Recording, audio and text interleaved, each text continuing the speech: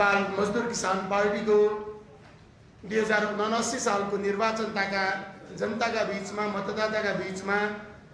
प्रतिबद्धता व्यक्त गरेको प्रतिबद्धता पत्रको भावना अनुसार त्यसैलाई मार्गनिर्देशन मानेर अनि स्थानीय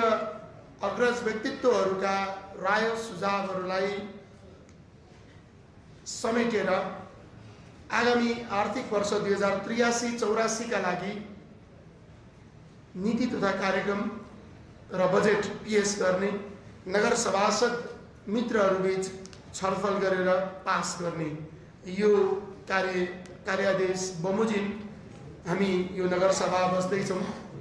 2074 सालको निर्वाचनबाट निर्वाचित